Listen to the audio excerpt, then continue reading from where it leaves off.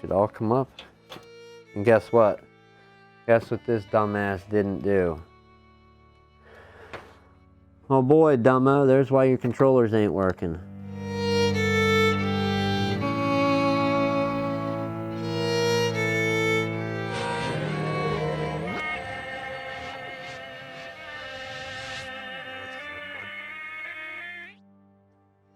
Also, I do recommend that you don't work on power supplies yourself. Let the dummies like me that are willing to do it. You don't need to take any risk. This is merely for my curiosity and to show that possibly it can be done. Don't risk yourself trying to imitate this. Hi YouTube, how you doing? Welcome back to another video. We're not going to repair the Xbox today. However, what we are going to repair is, or attempt to repair, is a power supply. So we have the new power supply here, and I just want to take a moment and show what happens when you plug in a new power supply versus an old one. And this is, anybody that has done work on these would know. You plug it in, you'll get your orange light, and then when you plug into the actual console, off-brand or brand name of power supply you have. Now, this is the replacement unit going back out with this customer's Xbox. We have the power supply that came in with this unit here, and we do get an orange light. It just stays orange. That's no good. But we need to take a look at this unit here. Okay, so originally we didn't have one of these to test. We're going to see if we can do something with this power supply to repair it and possibly have a known good power supply. So let's tear our little rubber feet out of the bottom of this. That one came out as well. Nice. And that one came out. Very good, very well. Only one broke, but we can just jam it back in there if this is something that we end up keeping. I wouldn't try to repair a power supply and send it back out, unless, of course, for some reason they requested it. Another unit. So, number one, they're dangerous. When you plug them in, they can build up power and shock you. You know. Let's go ahead and pull this apart. What we're going to be looking for is, from the pictures that I saw online, there should be some capacitors in here, and if I read the values correct,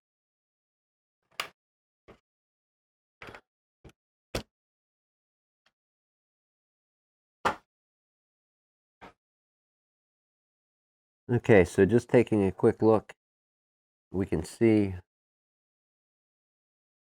right here, we can see we have some domed capacitors. They usually don't swell up on top like that unless they're bad or going bad. And we have another one here. And often they will split and start leaking. It looks like this one split and started leaking. Actually, all three of these started to leak a little bit. That one has not yet. That looks like it could be our problem. So let's try and extract this board out of here, and we're going to attempt to not shock ourselves.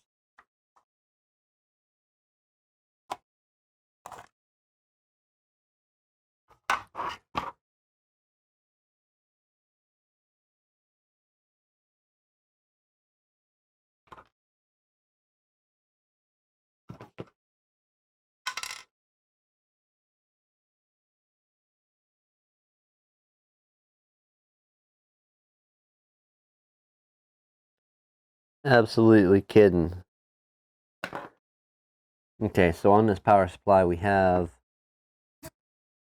what looks like spot welded or punched together, kind of like when you get something riveted, it was punched together on a punch, and then these tails come off and are soldered on to the actual power supply. So we're going to have to heat that up just to remove this metal shield so we can get to the other side of where these capacitors are soldered. So give me a moment. Do we do this on here or on the fancy blue mat? I think we'll do it on this workbench here. We're going to be soldering. It could make a mess. Let's get our iron turned on and see what's what.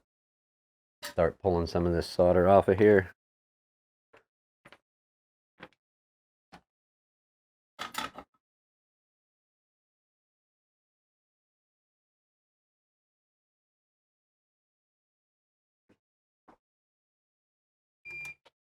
All right, and we're heated up and back to sleep.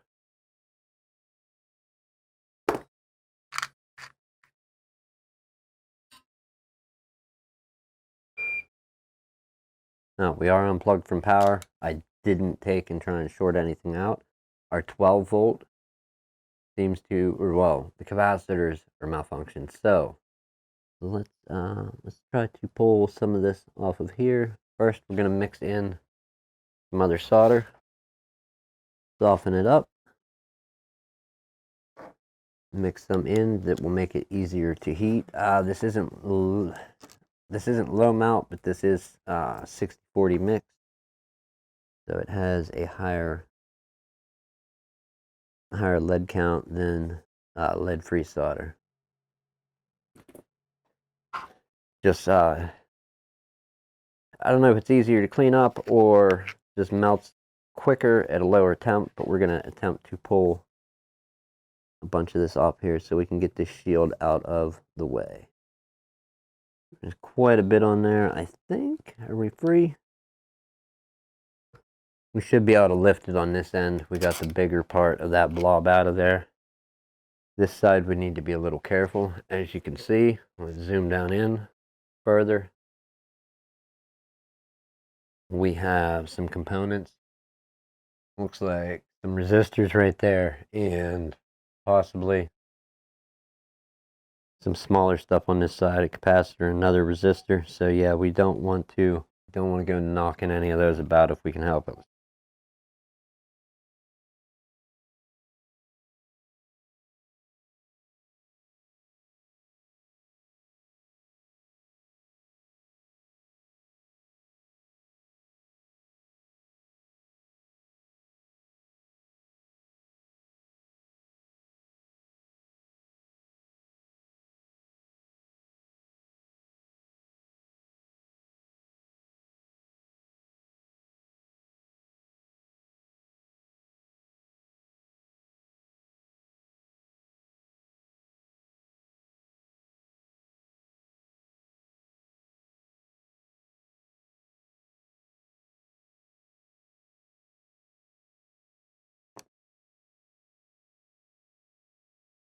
All right, heating this up, we should be able to lift that out now. And let's go ahead and lift the other side off as well.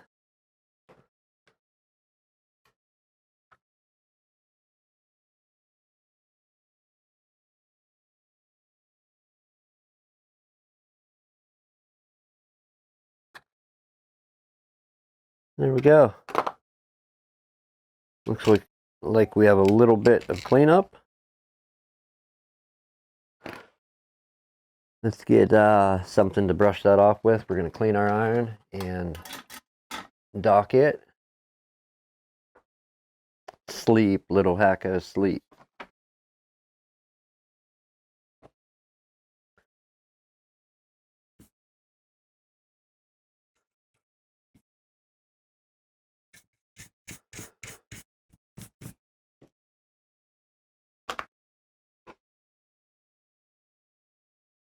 Okay, we'll zoom this back out a little so we're working mainly on this. And what we want to remove, from what I can see, but I'm not an expert. I just enjoy doing this stuff. We're going to try and get this power supply going. Again, we have these three capacitors to pull, and then one here, and we'll replace those. Right now, we need to cut a bit of glue right here. if possible. Also, I do recommend that you don't work on power supplies yourself. Let the dummies like me that are willing to do it. You don't need to take any risks. This is merely for my curiosity and to show that possibly it can be done. Don't risk yourself trying to imitate this.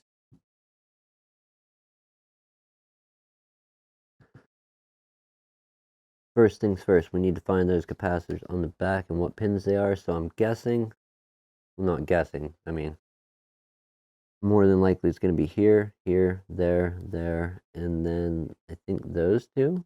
So 1, 2, 3, 4, 5, 6. That looks like the cluster. Ooh, I could be wrong. Is that the grouping we need? Like a group of 3.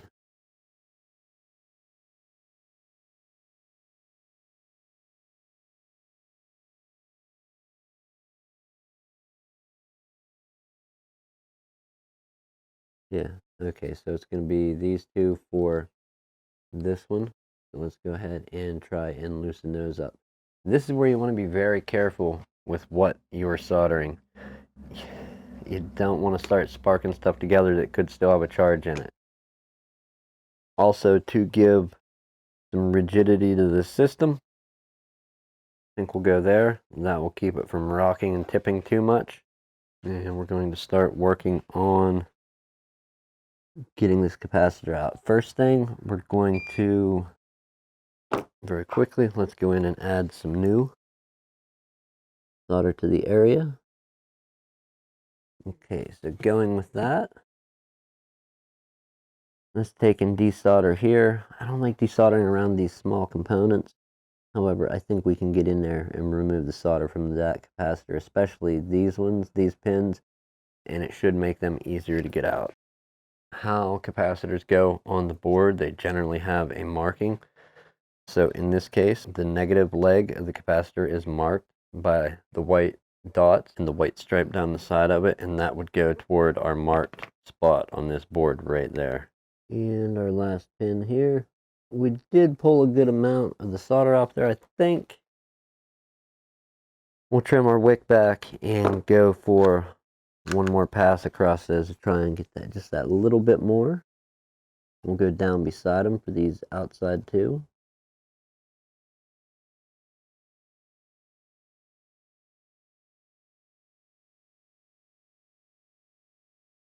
Microfarad and 16 volt. Both, are they both 16 volt?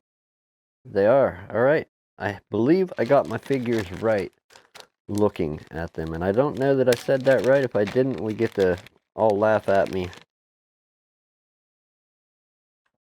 And how incredibly stupid I am. Here they are.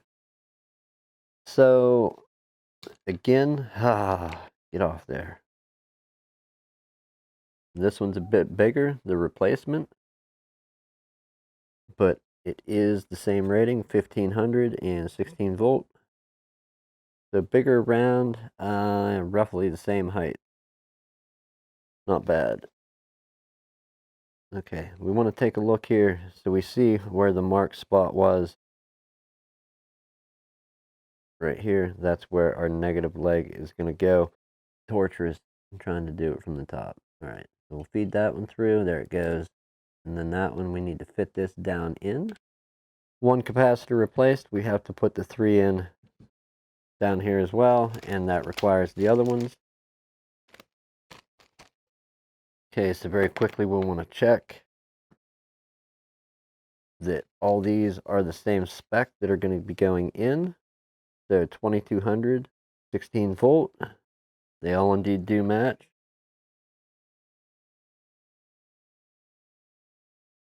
So remember, we want our negative leg toward the marking.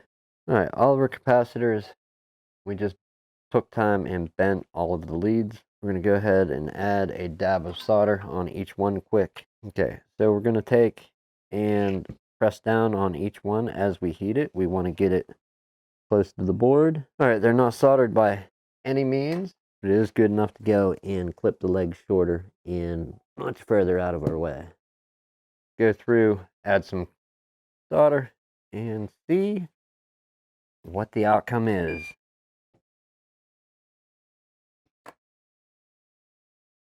Alright, we have some trimming to do on these legs. We're going to take a close look and remove all the long bits of leg that are left.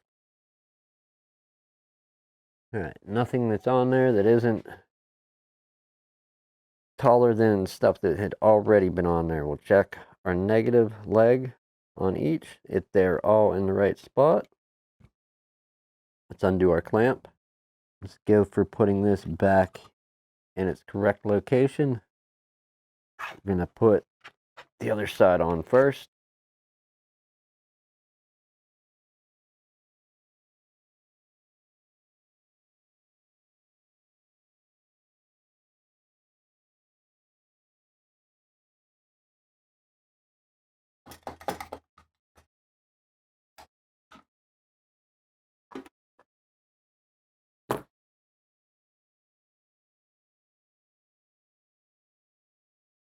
All right, let's find out.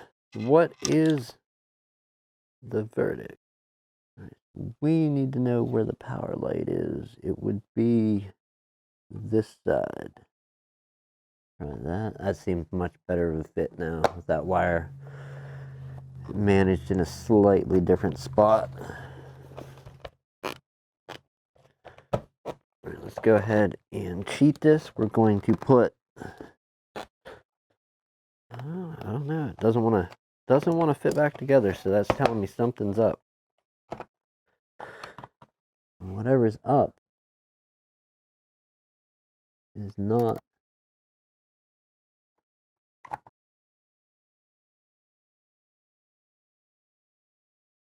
And we got it. We got it together. We're going to, we got the orange light. Test our voltages quick. At the end of the day, we want to get out of here. Let's see what we can do. I don't think we can pull the 12 volts out of this from outside the power supply. Okay, I really don't think we can get the 12 volts out. I know we can just throw our probes on here. I think we can get, what do we got? Anything?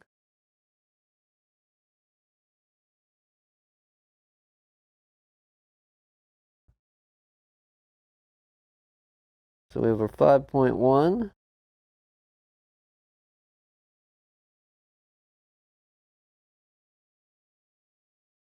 Let's test the inside, not that I think it's different. 4.7. Can we hit both those pins and make a difference? I doubt it.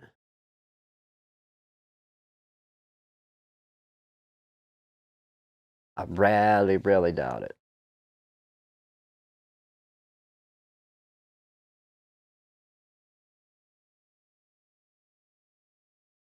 The 4.7 touching both the pins.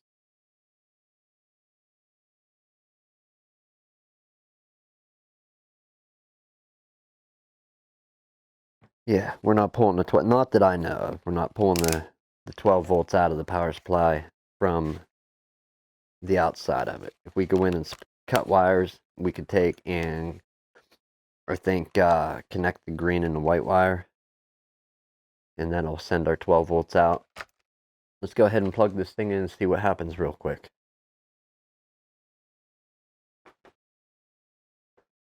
Okay, so we have our console, we have our orange light. So pay attention there. You can see we have our orange light. As we plug our console in, our orange light goes out instead of staying lit.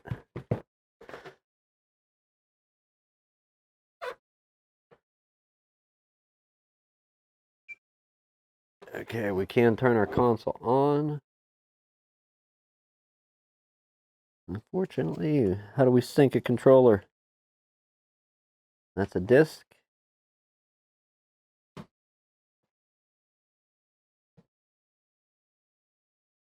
And this is where I show the ignorance of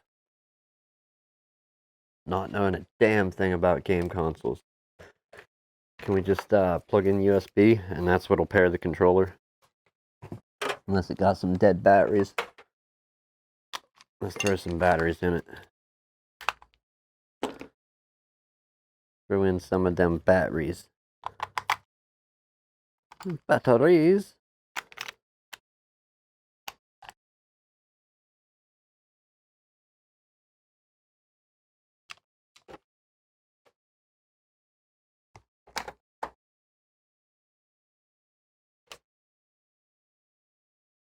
Okay, so as soon as I plug in, get a connection, just plug in our HDMI. This should be our HDMI out to TV.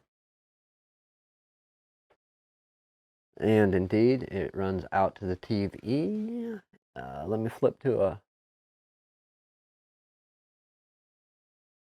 And bang, as you can see, Xbox territory. So it is up. I don't know what the story is with the controller. Why, when we unplug it, like, do we have to hit that sync button?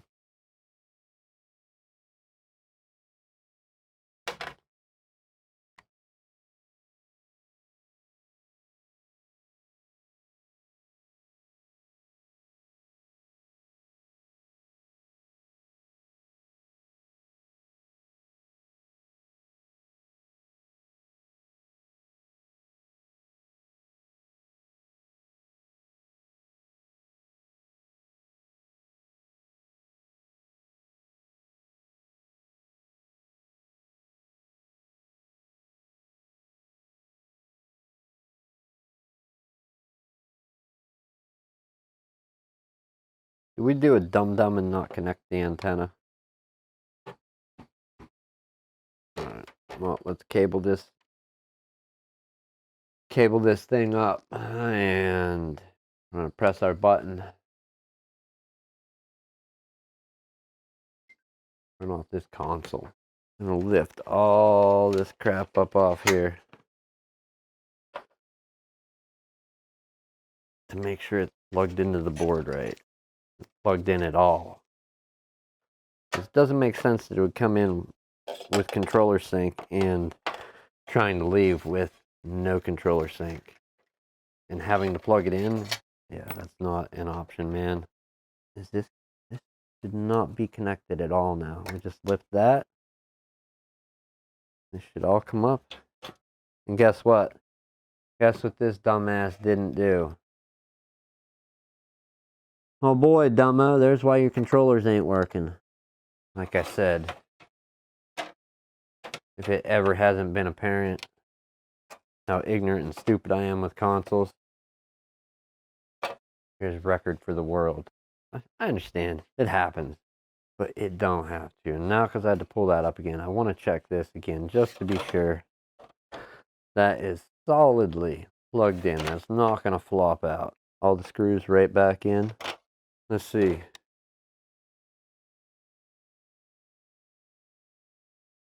Regardless, Xbox is starting up. This is the repaired power supply. Again, I don't recommend messing around or repairing power supplies. You can get, bodily harm, injury, perhaps death if you're messing around with enough power. Like guaranteed death if you're messing around with enough power. So I don't recommend playing around and repairing power supplies. However, just let the dummies that are willing to do it instead of you doing it. Don't follow this example. This is just for my curiosity, and it is. That is barely lit up, but it is green. Okay. Case in point, it is working.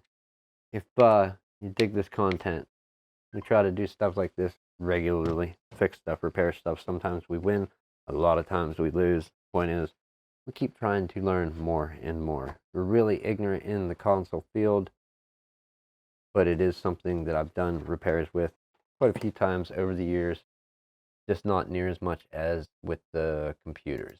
So, hopefully you liked the video. Hopefully it helps somebody.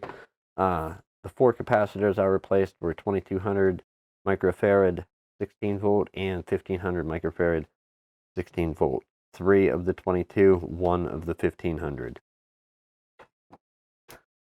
that got this power supply back into some type of working order. Like I said, I would not send this back out. We have a replacement power supply going out to this happy gamer. So we're going to keep this one around as just a test unit to go with my very broken test controller that I need to fix the, whatever these are, analog sticks on. Anyhow, thank you so much for clicking the link, coming, or hanging out. If you did, if you're not subscribed, now's a good time to do so. Turn on the notification bell so you are notified when I upload new videos like this one, or that rare circumstance when I happen to be giving something away. I do appreciate it. Thank you. Check out other videos on the channel. Resist that urge to run out and buy bigger, better, faster, more new so much all the time and fix up something old. You know, quite possibly make it better than it was originally. Upgrade it. You know, do what you can. Preserve this awesome island Earth that we all share together. Thank you, people. As always, I appreciate it, and we will see you in the next video.